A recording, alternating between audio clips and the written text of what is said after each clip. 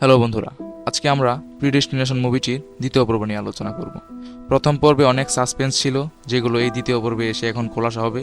তো আপনারা যারা প্রথম পর্বটি দেখেন নাই, তাদের কাছে আমার একটি রিকোয়েস্ট থাকবে, প্রথম পর্বটি আমার চ্যানেল থেকে দেখে আসবেন, অথবা ডিসক্রিপশনে আমি ভিডিও লিঙ্কটি দিয়ে রাখবো, আপনারা অবশ্যই গিয়ে দেখে আসবেন, না হলে আপনারা দ্বিতীয় পর্বে কিছুই বুঝবেন না। তো মুভির প্রথম পর্বে আমরা দেখেছিলাম যে জনের একটি মেয়ের সাথে ধাক্কা লাগে, আর যেটি ছিল তারই অতীত রূপ, অর্থাৎ যখন সে মেয়ে ছিল তার সেই রূপ জেইন, এবং তাদের মধ্যে তখন ভালোবাসা সম্পর্ক তৈরি হয়েছিল, যেমনটা আমরা প্রথম পর্বে দেখেছিলাম। তারপর জন জেইনের সাথে সময় কাটাতে শুরু করে এবং তাদের মধ্যে একটি ভালোবাসা সম্পর্ক তৈরি হয়।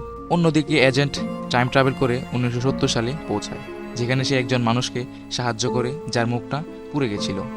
গল্পের শুরুতেই যাকে দেখেছি যে একজন বোম ডিফিউজ করতে আসে এবং তখনই বোমটা ব্লাস্ট হওয়ার ফলে তার মুখটা পুড়ে যায়, সেটা আর কেউ নয়, এজেন্ট নিজেই ছিল।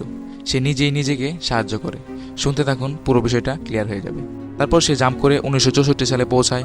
তার প্রচুর রাগ হয়, কারণ সে ফিজল বোম্বারকে এখনও ধরতে পারেনি, যাকে সে এত বছর ধরে ধরতে চাইছিল। তারপর সে একটি হসপিটালে গিয়ে পৌঁছায়, সেখানে মিস্টার রবার্টসন তার সাথে সাক্ষাৎ করে। এজেন্ট সেখানে যায় বাচ্চাটা চুরি করার জন্য। সে বাচ্চাটা কার? অবশ্যই জেইনের। যেটা সে বলেছিল তার বাচ্চাটা কেউ চুরি করে নিয়ে গেছিল। এজেন্ট তা করতে চায় না, কারণ এটা তার কাছে ঠিক মনে হচ্ছিল না, কারণ বাচ্চাটা চুরি হওয়ার পরই জেইনের পুরো জীবনটাই খারাপ হয়ে গেছিল। তখন রবার্টসন তাকে বোঝায় যে এটা সেই টাইম ট্রাভেলেরই একটা অংশ, নির্দিষ্ট অর্ডার অনুযায়ী তাদেরকে চলতে হবে। এবং রবার্টসন তাকে বলে যে সে পারমিশন ছাড়াই বারবার টাইম জাম্প করছে, এটা বেআইনি। বারবার টাইম ট্রাভেল করার ফলে এই টাইমলাইনে নানা ধরনের সমস্যা হচ্ছে, যেটা তাকে বিউরোতে গিয়ে বারবার ঠিক করতে হচ্ছে, আর এর ফলে তার শাস্তিও হতে পারে। যাই হোক, তারপর এজেন্ট তার পরবর্তী কাজটি করে। সে হসপিটালে যায় এবং সেখান থেকে জেইনের ছোট্ট শিশুটি চুরি করে এবং 1945 সালে পৌঁছায় এবং একটি অনাথ আশ্রমে নিয়ে রেখে দেয়। তো এবার গল্পটা বুঝতে পেরেছো? জেইন বা জন, তার যেই গল্পটা শুনেছিলাম যে তাকে ছোট একটি অনাথ আশ্রমের সামনে ফেলে আসা হয়, সেই কাজটা সে এজেন্টই করেছিল। সে আশ্রম থেকে সে বড় হয়, পরে সেই অচেনা মানুষটির সাথে তার দেখা হয়, অর্থাৎ জন, সেই ছেলেরূপটা। তাদের সম্পর্ক থেকে তাদের একটা বাচ্চা হয়, যেটা হচ্ছে জেইন। আর এখানেই একটা প্যারাডক্স তৈরি হয়, যেটা বলেছিলাম যে নিজেই নিজের বাবা, নিজেই নিজের মা, তারা তিনজনই একই মানুষ। সময়ের ব্যবধানে তারা ভিন্ন ভিন্ন চরিত্রে আকার নিয়েছে। তারপর এজেন্ট জনের সাথে সাক্ষাৎ করতে যায়। অন্যদিকে জন জেইনের সাথে বসে গল্প করছিল। সে এজেন্টকে দেখে জেইনকে ওখানে রেখেই চলে যায়। অন্যদিকে জেইন একা একা বসে অপেক্ষা করতে থাকে, যেমনটা সে বলেছিল যে সেই অচেনা মানুষটা তাকে রেখে চলে যায়। জন তখন এজেন্টের ওপর প্রচুর রেগে যায় যে সে আগে থেকেই সব জানতো, সে কেন তাকে বলেনি, বা এই জিনিসটা কেন তাকে জোর করে করানো হোক। জন জেইনকে একেবারেই ছেড়ে আসতে চায় না, কারণ তার জন্যই তো জেইনের জীবনটা প্রায় খারাপ হয়ে গেছিল। এজেন্ট তখন তাকে বোঝায় যে এটা তার নির্দিষ্ট টাইমলাইনটাকেই ফলো করছে। জন তখন জেনে গিয়েছে সেই অচেনা ব্যক্তিটা কে ছিল, অর্থাৎ সে নিজেই ছিল, আর সে এই বিষয়টাকে পরিবর্তন করতে পারবে না। তবে যার কারণে এই জিনিসগুলো ঘটছে, অর্থাৎ সেই মেইন মানুষটা মিস্টার রবার্টসন, সেই তখন জনকে সব কিছুর উত্তর দিতে পারবে এবং সেখানে সেই এজেন্ট জনকে নিয়ে যাবে। যেমনটা বলেছিলাম, জন এখন তার কাজ ছেড়ে দিবে, সে টেম্পোরাল বিউরোতে জয়েন করবে এবং নিজে একজন এজেন্টে পরিণত হবে। তারপর সেই এজেন্ট জনকে সেই টেম্পোরাল বিউরোতে নিয়ে যায়, যেখানে সেই এজেন্টের জায়গাটা এখন জন নেবে। তারপর এজেন্টের সাথে মিস্টার রবার্টসন সাক্ষাৎ করতে আসে। সে অনেক দিন সেই বিউরোতে কাজ করছে, তাই সে এখন রিটায়ার করতে চায়। কিন্তু সে 1975 সালে নিউ ইয়র্কে গিয়ে রিটায়ার করতে চায়, অর্থাৎ যেদিন সেই ব্লাস্টটা ঘটেছিল তার কিছুদিন আগে। আর মিস্টার রবার্টসন তাকে একটা ফাইল দেয়, যাতে সেই ফিজল বম্বারের ব্যাপারে ইনফরমেশন ছিল। তারপর সে 1975 সালে এসে পড়ে এবং ফাইনালি সে ডিকমিশন হয়ে যায়, আর সে তার কাজ থেকে ছুটি নিয়ে নেয়। তবে হঠাৎই তার টাইম মেশিনে একটা লেখা ভেসে ওঠে, যাতে লেখা ছিল ইরর, মানে তার কাজ এখনও শেষ হয়নি।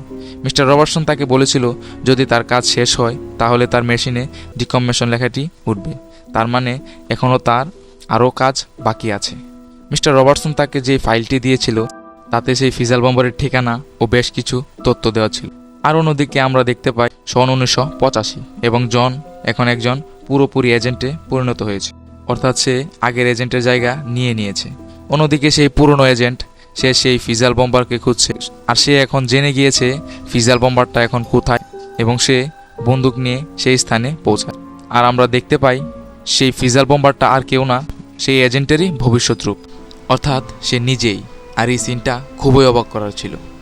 সেই নিউ ইয়র্কের বোম ব্লাস্টটা সে নিজেই ঘটাবে। তখন ফিজাল বম্বারটা বলে দেয় যে ব্লাস্টটা সে ভালোর জন্যই ঘটিয়েছে, আর সেই বোম ব্লাস্টের ফলে ভবিষ্যতের অনেক কিছুই সে রুখে দিয়েছে। মানে সেই ব্লাস্টের ফলে বেশ কিছু মানুষ মারা যায় যারা ভবিষ্যতে অনেক সন্ত্রাসবাদী কাজ করবে। তাই তারা যেহেতু মারা যাবে, তাই ভবিষ্যতে ওই কাজগুলো আর ঘটবে না। তবে এজেন্ট, তার তো মাথায় রক্ত, কারণ তার জন্যই তার মুখটা পুড়ে গিয়েছে, যেমনটা আমরা দেখেছিলাম। তারপর আমরা সেই ফিজাল বম্বারকে দেখতে পাই যে একটু পাগলের মতো, যাকে বলা হয় সাইকোসিস, যেটা একটা মানসিক রোগ। আর এটা বারবার টাইম ট্রাভেলের ফলে হয়েছে। আর এটা আমরা রবার্টসনের কাছ থেকেও শুনেছিলাম। বারবার টাইম ট্রাভেলের ফলে যে টাইম ডিস্টিনেশন তৈরি হয় সেটা আমাদের মস্তিষ্কে প্রভাব ফেলে, আর তাই সেই ফিজাল বম্বার পাগলের মতো হয়ে গিয়েছে। অন্যদিকে এজেন্ট তো তাকে মেরেই ফেলতে চায়, কারণ তার জন্যই নিউ ইয়র্কে অনেক মানুষ মারা যায়। তারপর ফিজাল বম্বার তাকে জানায় যে সে যদি তাকে গুলি মারে তাহলে এই বিষয়টা আবারও পুনরাবৃত্তি ঘটবে, অর্থাৎ যা আগে ঘটেছিল তা আবারও ঘটবে। তাই এই সময়ের চেনটাকে যদি সে ভাঙতে চায় তাহলে সে যেন তার সাথে হাত মেলায়, তাকে না মারে। তবে এজেন্ট তার কোনো কথা না শুনে এবং সরাসরি তাকে গুলি চালিয়ে দেয়। আর ব্যাস, আবারও সেই টাইম লুপটি তৈরি হয়। এই প্যারাডক্সটি আবারও পুনরাবৃত্তি হতে থাকে। একই জিনিস এখন আবারও হবে। এজেন্ট তখন বুঝতে পেরে যায় রবার্টসন কত চমৎকারভাবে এই টাইমলাইনটাকে সাজিয়েছে। সে চাইতো যাতে এজেন্ট ফিজাল বম্বারকে গুলি মারে, যাতে এই প্যারাডক্সটা চলতে থাকে। এজেন্ট তো এখন সব সত্যগুলো জেনে গিয়েছে এবং তার কাছে সেই টাইম ট্রাভেলের যন্ত্রটিও রয়েছে, যেটি নিয়ে সে বহুবার টাইম ট্রাভেল করবে। আর রবার্টসন বা সেই টেম্পোরাল ব্যুরোকে ধরার চেষ্টা করবে, কিন্তু সে তো পারবে না। আর বারবার টাইম ট্রাভেলের ফলে সে অনেকটা পাগলের মতো হয়ে যাবে। তারপর তাকেই ভবিষ্যতে ফিজাল বম্বার বলা হবে এবং তারই অতীতে একটা ফর্ম আবারও তাকে মারতে আসবে, যে জিনিসটা আমরা শুরু থেকেই দেখে আসছি। মানে এবার ভাবুন রবার্টসন কত চমৎকারভাবে এই টাইম লুপটা সেট করেছে। মানে সে অনাথ আশ্রমে পড়ে থাকা মেয়েটি বড় হবে এবং পরে সে একটি ছেলের আকার নিবে যার নাম জন। তারপর সে এজেন্টের সাহায্য নিয়ে সেই ব্যুরোতে চাকরি নেবে এবং মিশনে গিয়ে তার মুখটা পুড়ে যাবে। তারপর সার্জারি করে সে আমাদের সেই এজেন্টের মতো হয়ে যাবে এবং একই ঘটনা বারবার ঘটবে। এটাই তো প্রিডেস্টিনেশন। আর কি হবে বা না হবে তাকেই ডিসাইড করবে অবশ্যই সেই temporal bureau. So I hope গল্পটা বুঝতে পেরেছো, কমেন্ট করে জানাবে। আমিও জানতে চাই আসলে তোমরা কতটুকু বুঝতে পেরেছো বা আমি কতটুকু তোমাদেরকে বুঝাতে পেরেছি। তো সবশেষে চ্যানেলটাকে সাবস্ক্রাইব করে দিও। ধন্যবাদ সবাইকে।